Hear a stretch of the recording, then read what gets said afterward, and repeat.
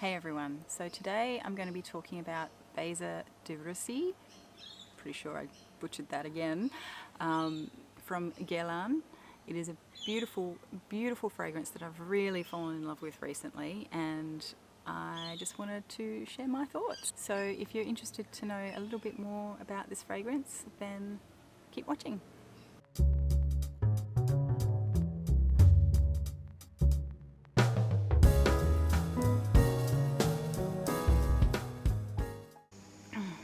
Hey everyone, so today I am talking to you about a really special fragrance. I'm out in my backyard because it's a beautiful sunny day and there's lots of greenery, and this fragrance kind of reminds me of lush green things, so I thought what better opportunity than to come out into the garden and film from here.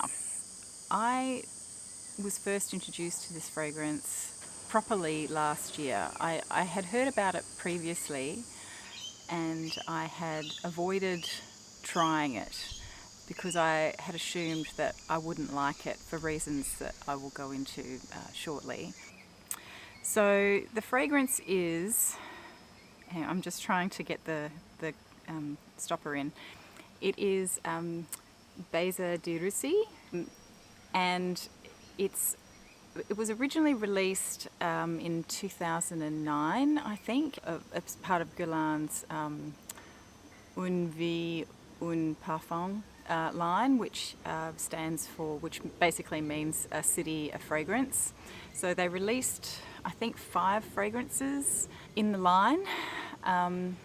This one is related to, obviously, Russia or Moscow. And the other ones in the line, I think there was one for New York, one for Shanghai, one for London, and one for Tokyo. So 5 fragrances all up, I think. And that was in 2009, and then in 2018 they re-released this fragrance. I don't know if any of the others were re-released as part of the Le Parisien collection or something. So they were limited releases originally, but anyway, now they've re-released them, and I'm really happy that they have, because now I have this one. The stopper keeps falling out because there's a little sort of plastic rubber stopper here to obviously stop it from leaking, and I can't get it back in. It does come with one of those ridiculous bulb atomizers, which I haven't even bothered to put on because I don't like them. What I normally do, I actually just buy a separate bottle and decant into another bottle that has a proper atomizer on, so then I can spray to my heart's content and not be frustrated by the fact that the puffer ones don't work very well. I'll just spritz it on again, because I've actually already spritzed it today several times. So the perfumer behind this fragrance was Terry Wasser, and as I said, it got re-released in 2018, and he said it was a nod to the muscovite, which I actually had to Google, because there is a mineral or a rock called muscovite, and I was familiar with that, so I got a little bit confused. Turns out a muscovite is simply someone who is from Moscow and considered a local. And it's meant to, I guess, capture the bohemian style of, I guess, the Russian woman. I don't know if I would have considered this to be particularly bohemian if I hadn't read that, but then again, I don't really know what a bohemian smell would smell like. So I was never drawn to trying this fragrance because I had read that there were pine needles as a note in here, and I'm not sure if this is a thing overseas, but in Australia at least, we have a very well-known disinfectant called PinoClean, and it's meant to smell like pine needles. And as soon as I heard that there were pine needles as a note in here, I just assumed it was going to smell like disinfectant. In any case, I never tried it until the sales assistant last year handed it to me and made me try it. And on the card, I was quite intrigued. So on the card, it smells sort of really airy and fresh and crisp, but not citrusy. So I was quite intrigued by it, and I thought, wow, this smells different to anything I've sort of smelled recently or before. I then put it on my skin, and I could really smell the pine needles. Thankfully, it did not smell like disinfectant, and a sweetness too, but not a, which does come from fruit, so it's meant to have a cranberry note in it. I don't know if I would have necessarily picked it as cranberry, but I'm not particularly familiar with cranberries. But it's definitely there's a sweetness there, but it's not a sort of tutti fruity or fruit juice kind of sweetness, which I quite liked because, again, I'm not always drawn to fruity kind of fragrances. There is jasmine in here as well, and you definitely get a floral note to this fragrance. They're very subtle, and it's very airy and soft.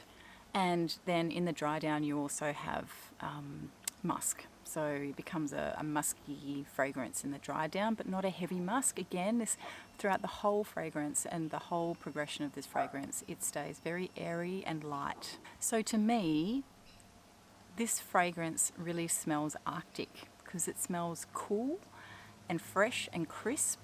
And whenever I smell it, I feel like I'm getting an image of sitting on the top of a snow-capped mountain on a really sunny day at the edge of a pine forest. That's exactly kind of what this smells like to me.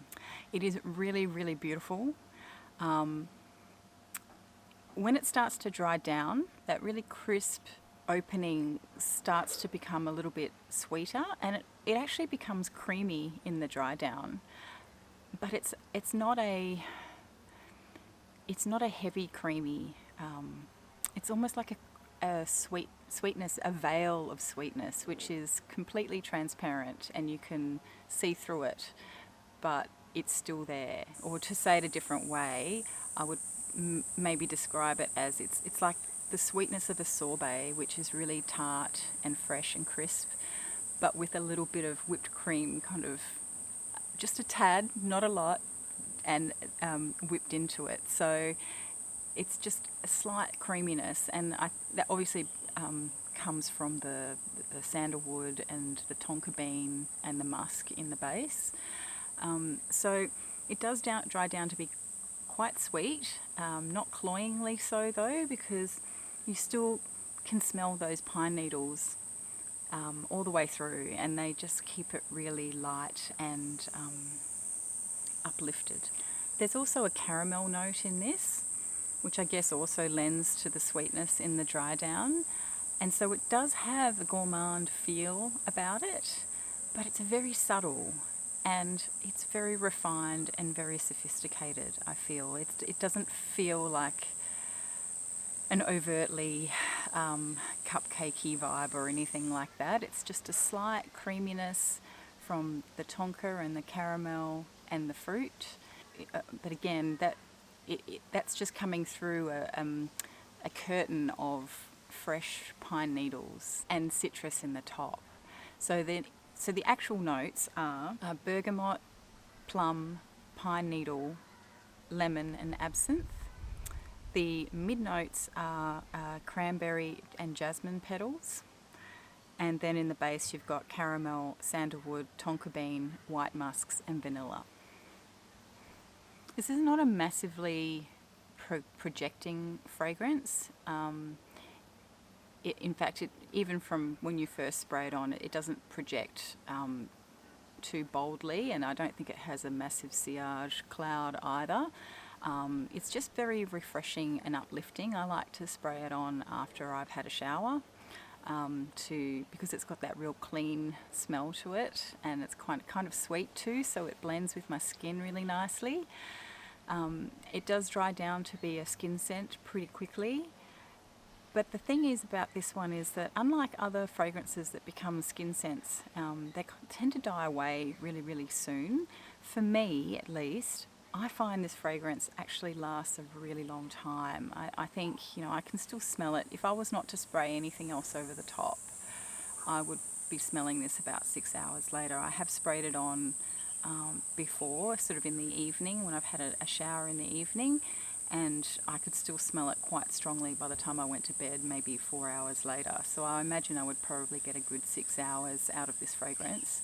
But again, it's not a projecting fragrance, so you wouldn't necessarily smell it unless you were smelling your skin, basically.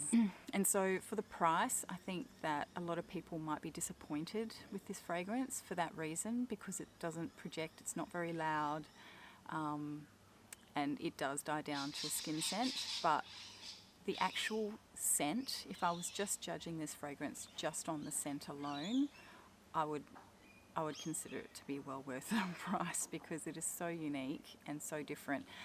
And it does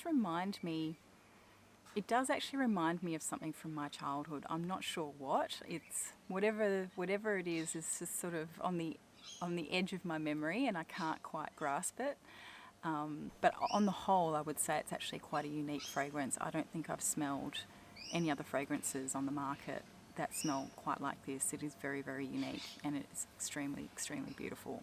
So yeah, I don't really know what else to say about this fragrance. It is just a really, really beautiful, fresh, crisp, but not overtly citrusy fragrance, and I'm actually really, really loving it. So I usually, as I said, I usually spray this on after a shower, and then a little while later I might spray something else on if I'm going out. And I don't feel like this interferes with anything that I spray over the top of it, but it also provides a nice base of sweetness that isn't too cloying. So yeah, there you have it. Baiser de Russie is a gorgeous, gorgeous fragrance, definitely worth checking out. It is very unique, I think, and a real classic smelling fragrance without smelling dated. Speak to you next time.